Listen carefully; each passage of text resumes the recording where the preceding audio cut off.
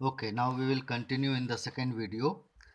In the first video that I have sent today, I have completed up to this point. Up to this means that the distance between different features shown on the map is of the same proportion as it is on land.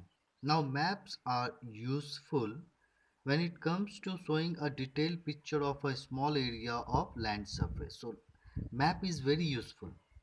It shows a detailed picture. This is one advantage over globe doesn't show us much detail, but in map we get a detailed information or detailed picture of a small area of land surface. They are easy to carry. Another advantage of map is that it is easy to carry. You can fold a map or you can roll a map and you can keep it in your pocket and you can move easily from one place to another, no difficulty. But globes on the other hand do not show much too many details, and it is often cumbersome to carry them around because it is like a football. Okay, and you cannot fold a football, you cannot put it in your pocket, and wherever you have to carry, you have to carry it with your hand.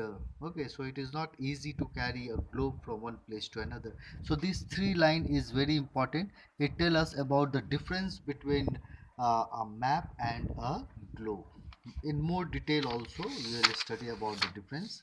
Now we go to the next page. Next page is uh, let us understand how map and globe differ. Okay, so over here you can see the picture of a world map with latitudes and longitudes are given. What are latitudes and longitudes? Do you know? Well, you can see over here a set of lines drawn straight, okay, from east to west or west to east, like this. Okay, these lines are parallel to each other. If you see, this line is parallel to this line is parallel to this line is parallel to this. So all these lines are parallel to one another. So they are also known as lines of parallels or simply as parallels. These lines are called latitudes. And another set of line you can see running from north to south. You can see. Okay. These lines are called longitudes. Another name of longitudes are meridians. They are also known as meridians. Now over here, these are called graticules, dividing the whole world into a grid pattern. Okay, into a number of rectangular blocks. You can see these are the rectangular blocks. Now here continent. Which continent is this? Can you recognize? This is North America. This is North America. This is South America. This is South America. This is Africa. This continent is Europe. This is Asia. India. This is India, our country. This is Australia. This is Australia. This white portion, you can call it Antarctica. This is Antarctica. Okay, so this is a world map with latitudes and longitudes. Now we will see the difference between a map and a globe. First difference is, in map it is representation of earth or part of earth on a flat surface.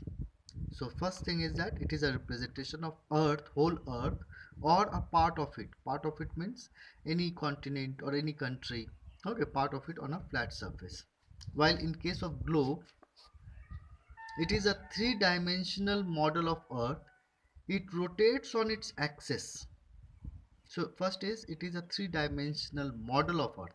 Remember, it is a model of earth. Okay, representation representing earth model, and it rotates on its axis as our earth rotates on its axis. In the same way, the globe also rotates on its axis. Axis is an imaginary line which join north pole and south pole, running from the middle of the earth. Second difference is A small area can be shown in detail. Okay, a small area, any small area can be shown in detail. It cannot show detail. In globe, it cannot show detail. So this is another advantage of map. Third is the whole earth can be shown at one time. For example, through a world map. If you want to see the whole world can also be represented on a flat surface. That can be called a world map, as it is over here. You can see this is a world map, flat representation of world map. Okay, the whole world is represented. So the whole earth can be shown at one time, for example, through a world map. One can view only half of the earth at one time. If you see a globe will show you only the half. For example, take a football, okay, and you just see the football. Then can you see the full football, whole football, or only half of it you can see? Yes, you can see only half of the football, because half of the football is on the other side, which you cannot see. So the model of earth, that is globe, in globe also you can see only half of the football, or half of earth. So one can view only half of the earth at one time. Then map can be easily folded, rolled, and taken anywhere. If you want to carry a map, okay, it is easy to carry because it can be folded. You can fold the paper and keep it in your pocket, or you can just roll it and carry anywhere. But globes are difficult to carry around because you cannot fold a globe, or you cannot roll a globe. Oh, you have to carry it. So it is very difficult, not easy to carry a globe from one place to another. So these are the difference, and I want my student to write these differences in their copy, geography copy.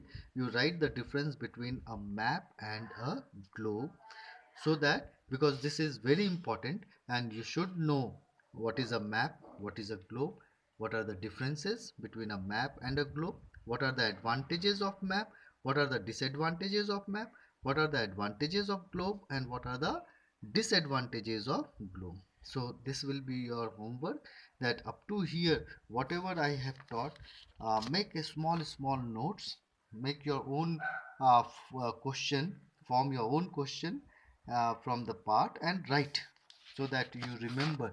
So in this, up to here we studied what is a map and globe, what is a globe, what is a map, some geo facts also, advantages and disadvantages of map, and the difference between a map and a globe. Now in my next video I will teach you about the types of map, how many types of map are there. In the meantime, you can read this from your book, types of map. There are three types. You can see over here, this is the political map, this is a physical map, and this is a thematic map. Okay, these three types of map you can read, so that when I teach you, you can understand it in a better way. Okay, thank you.